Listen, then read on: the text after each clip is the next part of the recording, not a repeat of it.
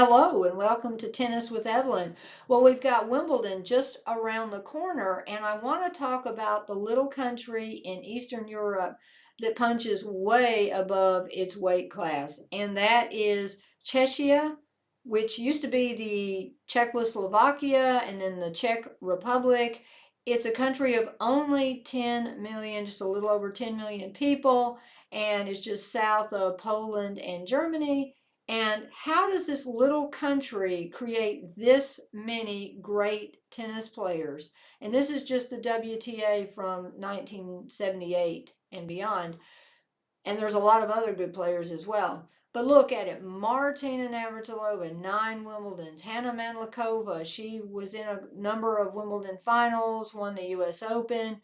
Helena Sukova, whose mother Vera was very influential in the Czechoslovakia tennis bureaucracy and actually upset Martina Navratilova, kept her from winning the Grand Slam in 1984, beat her in Australia. You've got Yana Novotná. We all remember her crying on the shoulder of the Duchess of Kent and then cheering for her a couple of years later when she won Wimbledon.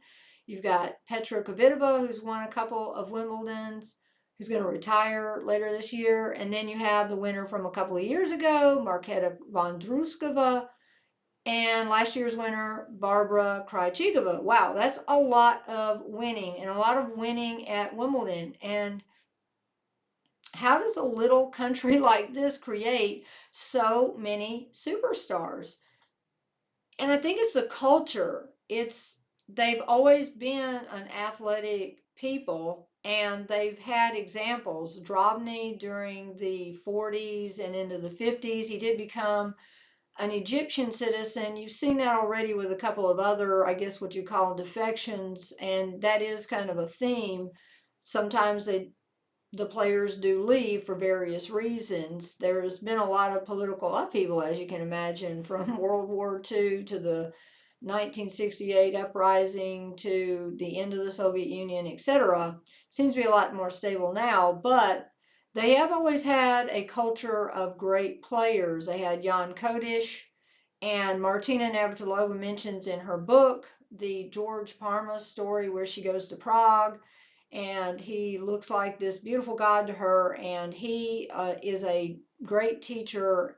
And so she got some exposure early on to a fantastic teacher. He did leave after the 1968 or never returned after 1968, but the infrastructure was there to train people. Just a few years later, you would have Jan Kodish winning Wimbledon. So this little country has so many people that actually play and many people that they get to know. I'll talk a little bit about that. Exposure is a big deal as well.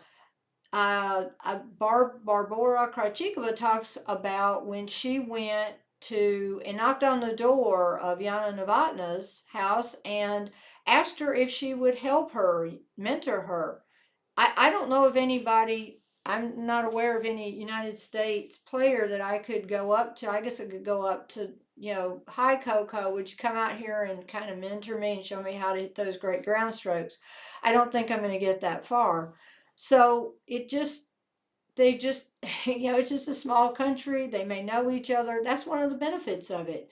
And a lot of those players take great they they take advantage of all this. Minseek talks about down the street from where he lives is a tennis club. Well, guess who plays at that tennis club? Thomas Berdych, who was in a Wimbledon final. I At my tennis club, there's no Wimbledon champions, and I think it has a lot to do with helping them with their form and helping them get some exposure to the ideas and the ways that you need to play in order to be a great tennis professional. Support. Now, this might be a little controversial, but one of probably a benefit to them, one of the benefits of being in a communist country during that time frame was they really valued sports a lot, and they would and if you were really good or you showed promise, then you did get a lot of support to develop yourself. I mean, think about it. In most of the world, I mean, look at this. This is a little country in Central Europe, and the whole rest of the world is really big, and most of the people in the world just don't get this kind of level of culture exposure and support, and they did get a lot of support during that time, and it's continued on. They You just can't, it's just not been dismantled, it's just kept on. No matter who's in power or what system or financial system is, they still do get a lot of support. And that all of these just bring this wonderful cauldron of great training. I'll give an example. The United States, especially in the men's game, and maybe a little bit in the women's, we are known for what? Being basically serve bots. We're tall, big, football, baseball, we throw things, big serves. But when it comes to moving, not so much. If you look at the Czech Republic, or Czechia, if you look at the Czech players, they are exposed to ice hockey, soccer, and several other sports. Not as many with throwing, maybe handball, but they're not as exposed to that. They're exposed to movement. Then they are going to clubs, being exposed to great players with great form. And so they just have these wonderful forms. Their tosses, that's one thing I notice about them. They have wonderful serve tosses, very straight, beautiful serve tosses, and then they move well. That's not necessarily something I would always say about American players. I don't always say, wow, look at their form. I can really look at the form of Czech players and say, wow, look at that. And when you have great form, it doesn't break down, and it doesn't break down in the critical moment. So I do think all of that, just being this little small country that's had a culture of winners, then it starts to build on itself. You start to get exposure to all those people. You've got some support from the government. It's a small, tight-knit kind of country, and just all of that comes together. So, okay, now we've got Wimbledon coming up. Are there any kind of sleepers out there you think might win it? Well, Vondrouskova just won Berlin, and that was the first title she'd won since Wimbledon. So I'd put her in the mix. She's a lefty, and several of these players are left-handed. It's kind of, Martina Navratilova, Kvitova, and Vondrouskova are left-handed. So there's a lot of left-handedness in there. The player that I think, and I've been surprised she hasn't won Wimbledon, is Muhova. She has a perfect game for it. She has serve and volley, great at the net, slice backhand, very athletic. Her only problem is she's injured, and I'm not sure why. She's done well at the French. She almost won that. She's done well at the US Open. I'm not sure why she hasn't done well at Wimbledon. She should. She should do well. She's somebody. She's a dark horse. Put her down on your table there.